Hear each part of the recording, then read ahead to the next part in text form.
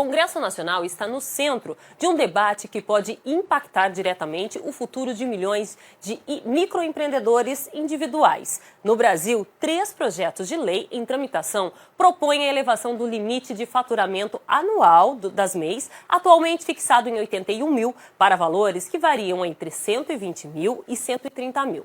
Além disso, as propostas surgem a correção desse teto de forma anual, com base na inflação, a fim de garantir que o poder de compra dos pequenos empresários seja mantido ao longo do tempo. E para entendermos os possíveis impactos dessa mudança, eu vou conversar agora com o contador Anderson Roberto Mariotto, especialista em políticas públicas e empreendedorismo. Ele vai nos ajudar, a entender um pouquinho melhor sobre como funciona isso. Boa noite, seja muito bem-vindo ao RF News. Boa noite, muito obrigado aí. Vamos lá.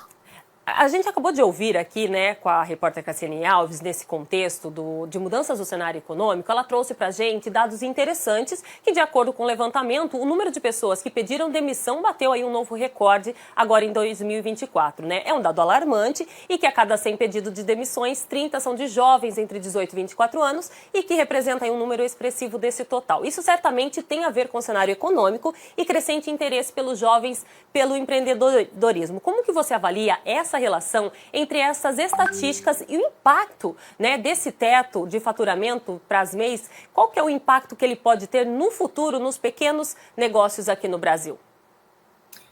Hoje, o cenário que a gente vivencia realmente é esse. O pedido de demissão aumentou muito porque os jovens, eles estão no mercado de trabalho e muitas vezes eles já estão maquinando algo que ele queira empreender, mas naquele determinado momento ele não tem a coragem de fazer, porque eu acabei de entrar no mercado de trabalho. Mas ali ele já vai se adaptando e vê, não é esse cenário que eu quero. Então ele já cria toda a expectativa dele e fala, olha, eu vou partir agora para outro segmento, até porque ele quer essa flexibilidade de horário, ele visa uma atenção diferenciada daquilo que ele tem e ele não fica preso na questão CLT, ele quer empreender, ele quer crescer e gerar um nível de atendimento cada vez maior. E qual é a importância desse aumento do teto para o faturamento das MEIs, e para a economia do Brasil como um todo? Hoje, quando a gente trata 81 mil, é muito rápido no decorrer de 12 meses para ele chegar até esse teto. Tá? Com um aumento para 120, 130, você vai aumentar a arrecadação do MEI, tendencialmente, e esse microempreendedor ele tem um time maior para se preparar para um futuro desenquadramento e outro regime tributário, que no caso seria o Simples Nacional. Você acha que esse valor, esse aumento aí de 120, 130, vai atender aos microempreendedores? Eu acho que é um teto, neste primeiro momento, justo, porque ele tem um gap de 49 mil que ele pode, quando uma empresa atinge 100, 120 mil de faturamento, ele já tem um corpo mais parrudo, ele já precisa de uma assessoria, ele já não é só um microempreendedor, ele já tem uma folha de pagamento, ele vai poder ter até 2 funcionários, então ele já consegue se preparar melhor com uma assessoria contábil. Podemos dizer que a correção anual do limite de faturamento com base na inflação é uma medida inteligente?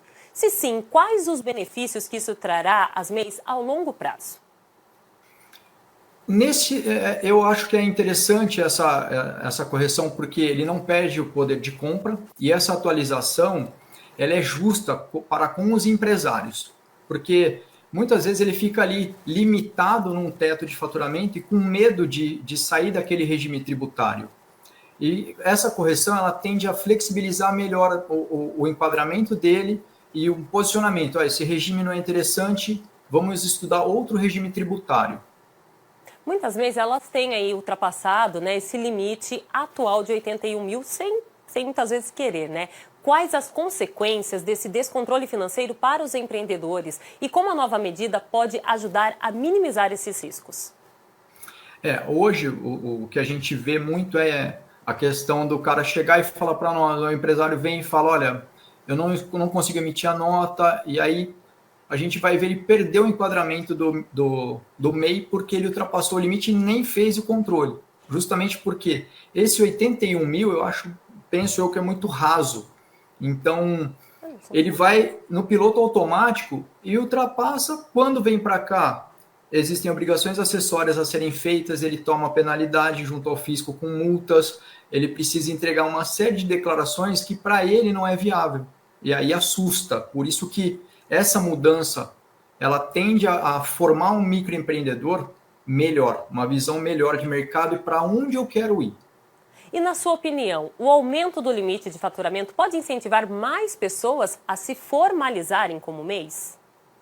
Sim, até propriamente, porque ele passa a ser, né? Hoje você vê que a informalidade existe, mas por quê? Quando você fala para uma pessoa que está na informalidade, 81 mil, ele fala, para mim não é interessante.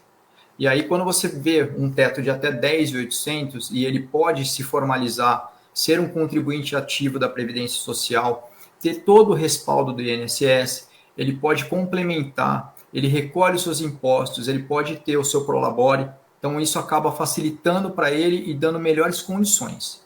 Anderson, muito obrigado pela sua participação aqui no RF News. Obrigado. Boa noite.